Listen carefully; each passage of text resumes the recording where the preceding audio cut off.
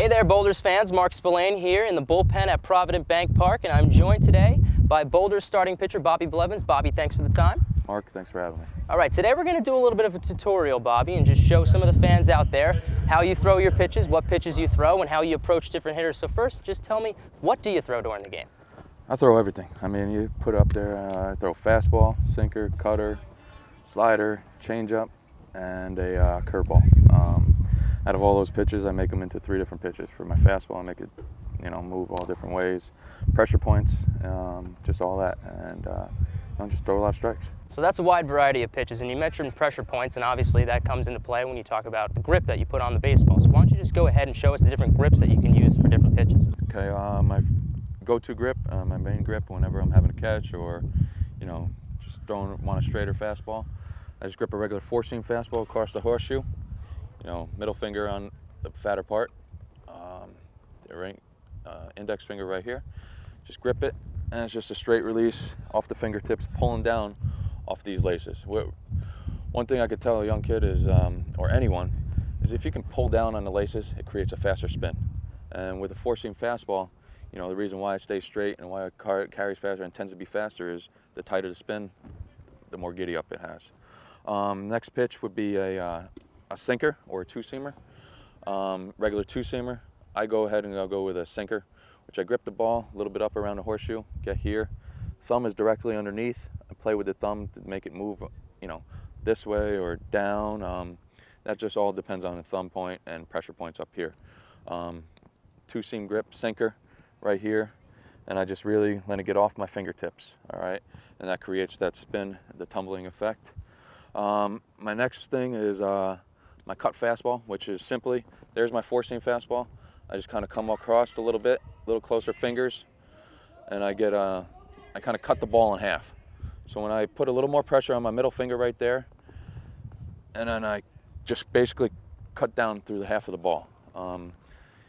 Sometimes if I overcut it, it turns into a slider, which is not a bad thing. And with that, in regards to that, now I'm going to go into my slider. Now, I take it off my cutter grip, and I just cut it down, come around the horseshoe a little bit more, so that now I'm coming around this seam. And as I do that, there's a lot of pressure on the outside of my middle finger. So when I'm there and I'm letting go of the ball, my last point is ripping off right there at the middle finger. And what it creates is similar to my 4-seam grip. So you keep a tighter spin. And the reason why I keep everything on this horseshoe is because I throw a 4-seam fastball right there, so the spin's the same. Same thing with the cut fastball, it's all type spin.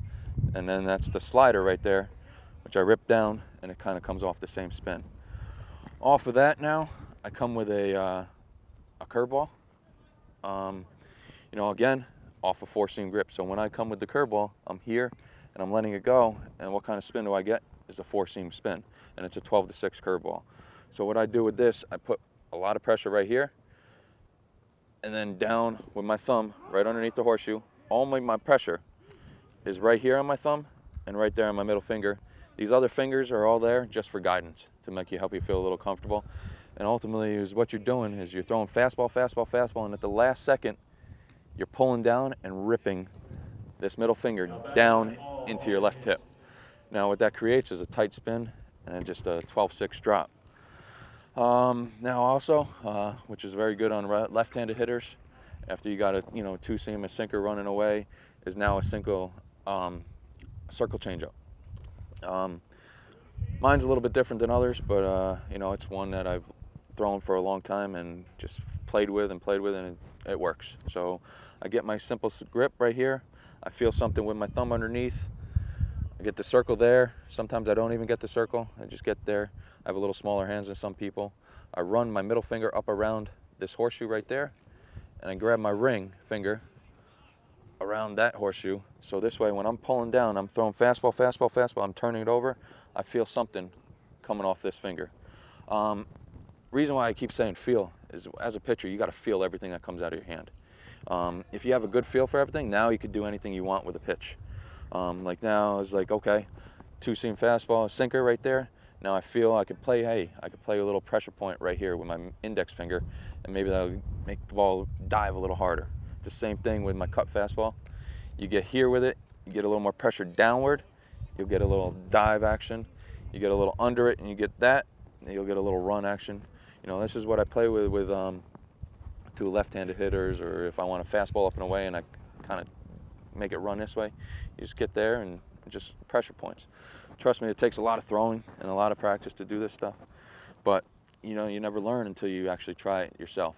You know, I could give these grips, but you have to have, you know, certain arm angles and certain things, and you know, with everyone's arm, balls come out of differently, size of fingers and stuff like that. But you know, you got the simple four-seam fastball, cut fastball off of that. I just slide it over a little bit, cut the ball in half. You just slide it down. Off of that four-seam grip, you got the slider, which I just get around the horseshoe, pressure on the middle finger, fastball, and just straight down. Next is you know, you got the sinker, two-seamer. You know, just run up, thumb. You play with your thumb underneath. See which way you want it to move. And off of that, you got circle changeup and the 12-6 curveball, which is that grip. I know sometimes pitchers like to vary their arm angles. Is that a part of your game? I do occasionally. You know, if you've seen the team a lot, or just randomly out of nowhere, I'll just drop down sidearm, throw a sidearm fastball, or just to try to catch the hitter off guard. You know, it's just me trying to have a little bit of fun out there, but knowing that I'm not going to get beat by it. And if I do, well, then it's a bad pitch. And is it something that you get a little bit of different movement with the ball when you do it? No, it's just something a hitter, you know, sees me here all the time, and all of a sudden one pitch I'm here. I actually did it last start against Winnipeg. You know, it was like my third time through the order. I had an 0-2 count. Decided to drop down sidearm and just try to elevate the ball a little bit and try to either freeze him or get him to swing through it. I got him to foul it back, but it was an awkward swing for him. So basically what I try to do is just try to get the hitters a little more off balance. And you know, it's mind games out there. Okay, now we've gone through all the stuff that you throw. We've gone through how you approach throwing it by your grips on the ball. But let's talk about your approach to each at-bat. Do you like to start off a guy with a couple of fastballs? I know that's a big approach for a lot of pitchers, just to get a fastball over first strike. As a starting pitcher, fastball command is huge. If you can locate a fastball, you can establish in or out early. Now you get to see what the hitters are, you know, what their weaknesses are, what their strengths are. My job as a starting pitcher is to go out there, especially with a new team coming into series, is to go out there and find out their weaknesses and their strengths right away. So this way it sets up the rest of the bullpen and the rest of the staff for the rest of the series. As for fastballs, you know, in and out, if you can do that consistently, now the hitter really has to protect both ends of the plate. Now you get a ball that goes down, sideways, you know, curveball. Now it just opens up, makes the plate even that much bigger, and makes the strike zone that much bigger. Now you mentioned commanding that cut fastball in and out both sides of the plate. When you approach a hitter, does it change depending on what side of the plate they're on when you talk about throwing those pitches that are diving in or away? Predominantly, like, you know, if you're a dead pull hitter, you know, you can't be afraid to come inside, but you have to make sure you're in off the plate, or you have some movement that's inner third or ball in, running into the chalk off the black. As for locating, like, say, the cut fastball, you know, lefties, if you locate a cut fastball, as you see with Mariano Rivera, he doesn't really throw cut fastballs down with downward action. It's more sideways. And where his, to a left-handed hitter, it kind of runs up and in, or into the belt. You know, if you look at a lot of left-handed swings, you know, they're very vulnerable, belt high in. Though, you know, if you can hit a ball, you know, if you're standing up belt high in, letter high, you tip your hat. You know, fastball out over the plate that way, you know, that's the beauty of being able to throw many pitches consistently and being able to throw them for strikes. It took a lot of work, it took a lot of practice, and you know, it's not just throwing it. You got to make sure it looks the same every time too, and you know, that's something that you go through with bullpens and in-game experiences and stuff like that. Well, you talked about making it look the same every single time, and this is something we talked about off camera, is that replicating the motion over and over and over again and making it look exactly the same every time really gives you an advantage as a pitcher. Talk about how you've been able to do that over the years and the advantage it gives you. Mechanically, I mean, that's huge. If you're able to repeat the same delivery over and over again, you know, a prime example, as we were talking about before, was Mariano Rivera. For years, just same thing over and over again, one pitch. You know, what he does is the same delivery over and over and over again. You know, you get pitchers that will throw 1 ball, 2 balls, paint the strike down and away. You know, it happens with me sometimes too. I'm not saying I have perfect mechanics or anything. I have pretty good mechanics and I know what I'm doing. But you look around, why is there certain inconsistency? Why are you throwing ball 1, strike 1? Why is the ball not going where you want? Well, that's where you got to take a step back and look at your mechanics, you know, your delivery, and say, hey, you know, things are flying open. Where it's nice and calm, you got to keep proper mechanics, stay loose, and you can't try to make things happen. You just got to let it happen, you know. The second you muscle up or try to, you know, do something different, bad things happen. You know, if you're confident, trust your stuff, trust your ability. Like Mariano goes out there, just, hey, I got 1 pitch.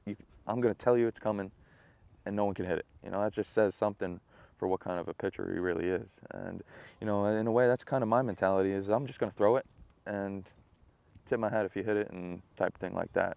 So the confidence and the ability to duplicate that motion over and over again Yes. clearly has worked for you over the years. Now let's talk about situationally. Trying to get a guy out, let's say you've got 2 strikes on somebody. What are some of your go-to pitches if you want to get a guy out? Obviously, one of you won't hit, but I would say my cut fastball. It really depends on the hitter because, you know, some people chase fastballs up. They just can't lay off of them. You know, a lot has to do with the first couple pitches that I threw prior. You know, if I threw a cut fastball away and he swung and missed and looked like he was looking for something in, then I come back in with a fastball and, you know, I might go back to that cut fastball away and maybe kind of expand it to see if he gets there. You know, otherwise, if you're a fastball hitter and you're hitting, fouling off, maybe I got to throw a changeup or a curveball. Those are things. You just got to make that strike zone that's this big, you got to make it a little bit bigger. To try to put hitters away, you got to get them out of the strike zone. So balls that we would say is, you know, you get deception, is where the depth of your pitch. So if you got a fastball that crosses the plate at knee high or, you know, say about your thigh high, now maybe you want it to cross the plate bottom of the knees. That 3 inches, 4 inches makes a huge difference on where it's going to hit on the barrel of the bat. So predominantly a large array of pitches for you to get guys out. So now, Boulders fans, you know exactly how Bobby Blevins throws his pitches and approaches hitters. Bobby, thanks for the time. Mark, thank you very much. My pleasure.